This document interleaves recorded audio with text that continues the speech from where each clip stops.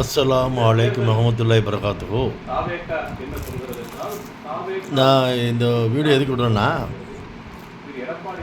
அதாவது தேர்தல் வியூக கணிப்பாளர் அமித்ஷா போல திட்டத்தினால தான் இப்போ அருமையாக நடந்துகிட்டு இருக்கு. ஏடிஎம்கேயும் சரி பிஜேபியும் சரி திட்டுற மாதிரி திட்டுவாங்க விஜயை. அதனால் இது ஜனநாயக படத்துக்கு 500 கோடி செலவுன்னு 1000 கோடி கொடுத்து செட்டில் பண்ணிட்டாங்க.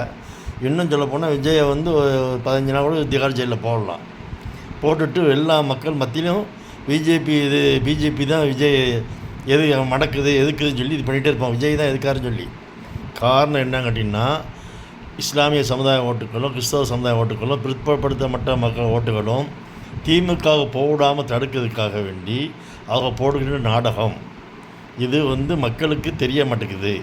நீங்கள் எல்லாம் ஒவ்வொருத்தரும் இதை பார்த்த வீடியோ ஒவ்வொருத்தரும் இது என்ன நாடகம் அப்படின்னு இல்லை, அதெல்லாம் கிடையாது.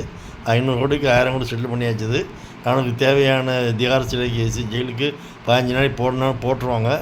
ஏன்ட்டா நம்ம மக்கள் முந்தி வந்து பிஜேபியோட பி டீம் சொல்லிட்டு இருந்தாங்க. சொன்னதை வந்து நிரூபிச்சிட்டாங்க. இந்த மாதிரி அந்த ஐஏஎஸ் ஆஃபீஸர் வந்து அமித்ஷாவோட கூட்டு போய் பேசுனது, அதுக்கப்புறம் வந்து நம்ம ஆதவ் அர்ஜுனா வந்து பிஜேபியிலேருந்து அமித்ஷா சொல்லி தான் இங்கே ஃபைனான்ஸ் பண்ணுறது எல்லாமே பண்ணுறது. இவன் செங்கோட்டையன் அவன் வந்துட்டு நேர நிர்மலமாகி பார்த்துட்டு இதை பார்த்து வந்தது எல்லாம் தெரிஞ்சதுனால மக்களுக்கு எல்லாம் புரிஞ்சு போச்சு. எல்லா சமுதாய மக்களுக்கு புரிஞ்சு போச்சு இது வந்து பிஜேபியால் இயக்கப்படுகின்ற ஒரு இயக்கம்னு. ஆனால் அதை ஓகேனுங்கிறக்காண்டி தான் இப்போ ஜனநாயக படத்தை வச்சியும் அந்த கரூர் சம்பவத்தை வச்சும் அவர் சும்மா மிரட்டுற மாதிரி மிரட்டி, நான் உன்னைய குட்டுற மாதிரி குட்டுறோம், நீ அழுகுற மாதிரி அழு, நான் மக்கள்லாம் நம்பட்டும் அப்படிங்கிற மாதிரி செஞ்சுருக்கிறாங்க. மக்களை ஏமாறாதீர்கள்.